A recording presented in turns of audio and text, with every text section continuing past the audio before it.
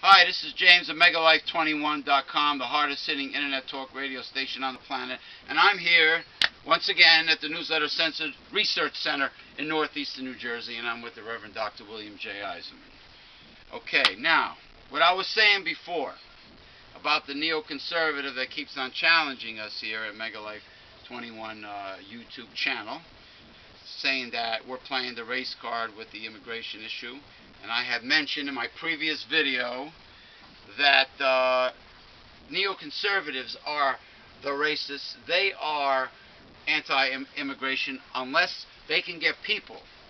The neoconservative Republicans can get people, illegal immigrants, to clean their houses and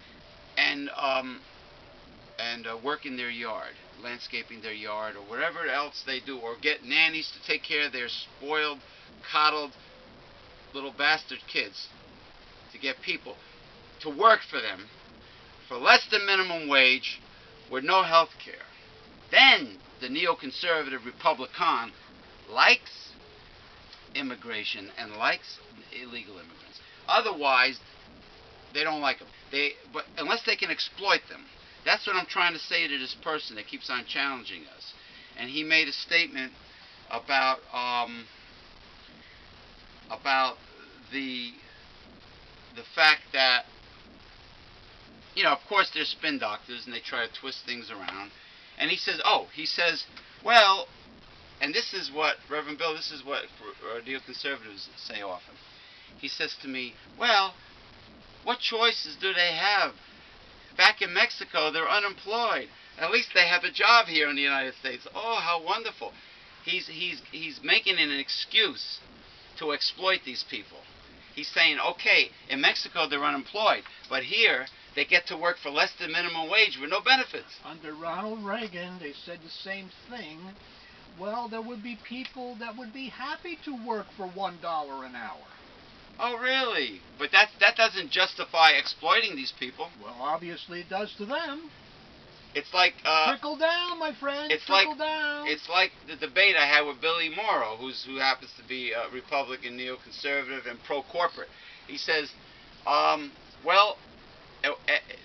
is going to be a time where people are only going to have minimum wage jobs, only. And what choice do they have? They either have no job and no income, or they have to settle for minimum wage.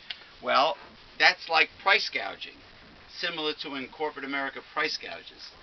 You're exploiting a situation. People have a need. They need you. You got them by the short hairs. So, what are the alternatives? They either work for us for almost nothing and get screwed by us and exploited by us, or they have nothing and they have poverty. One of the alternatives is to stop letting foreign goods into this country without tariffs and whatever, so that we can produce things in this country and manufacture our own jobs. That's one thing can be done. But right now, we just allow all kinds of foreign goods in here because we're a consumer society. We just consume anything that comes down the pipe. Yeah, and this guy ignored the fact that I mentioned the outsourcing of jobs is pretty unpatriotic to me. So it seems like the great patriot Republicans like doing that. And I told him that if you get the Sunday paper and you look under Help Wanted, there's only 1 or 2 pages left of jobs, and guess what? They're mostly agencies. There are no jobs. Of course. Unless, I said to him, unless a person could live in 2009, unless a person could live in 2009 in this day and age, 21st century, with a hamburger flipping fast food restaurant salary, unless a person can live on that measly low salary, there's no other choices. He keeps on telling me, he gives me this pull yourself up by the bootstrap crap that says, if you can't become a success in the United States, it's your own fault.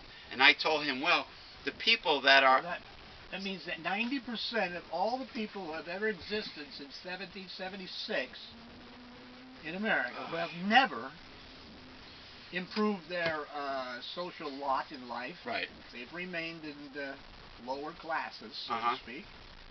That means they were all lazy, right?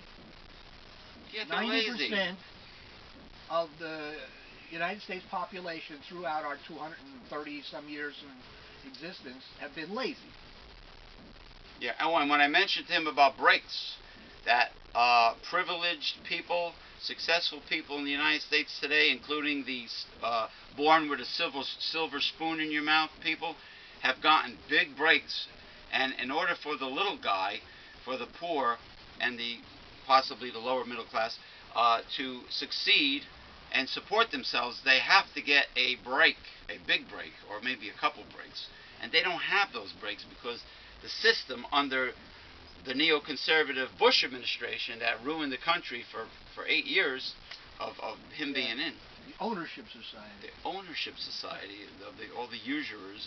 And I told him also that privatization is proven not to work. Of course, he didn't pay attention to that. Of course not. You know, the troops in Iraq not having the armor and protective armor in their bodies, in their helmets, in their Humvees, not getting the ammunition they need. That's all examples of privatization.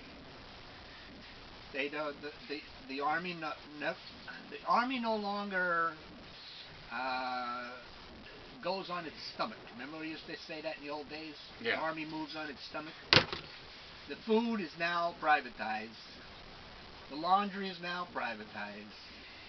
Everything that made military self-sufficient in the old days is all privatized now. Yeah. You know? Privatization failed here in New Jersey with the Division of Motor Vehicles when Christine Todd Whitless, or Whitten, whatever she calls herself, tried privatization with motor vehicles. It was a fiasco.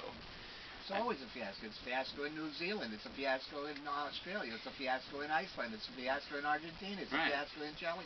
All over, wherever it's been tried. It's a fiasco. Doesn't work. But in the process of, and they never admitted that it doesn't work, actually, but in the process of it not working, some people are made rich. And that's what it's all about. Yeah, okay? Sure. Well, It's just like Monsanto. They keep with this mantra constantly. Right. Well, we're trying to feed the world. That's why we're trying our Terminator crops and this, that, and the other thing. They couldn't give a damn about feeding the world. They try to make themselves look like they're goody two shoes. Yeah. They're like the Republicans do. And war profiteering, warmongers, war profiteering. Clean coal.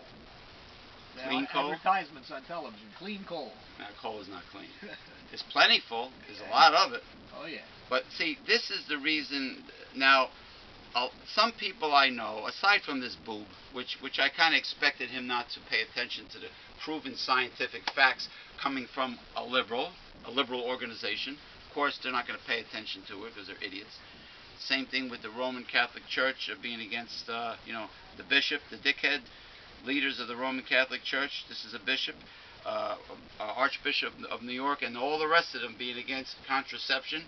Like the Catholic Church, that's extremely wealthy, by the way, doesn't plan on sending child support payments to all those poor families in third world countries that are Catholic and don't use contraception. Speaking of that, that's why we have a bishop here. Didn't that boob say that the Catholic Church does that? Yeah, he said the Catholic Church feeds and clothes everybody, sends everybody money. Is that proven fact? What do you think? I don't think so. I don't think so. Okay, we're going to cut.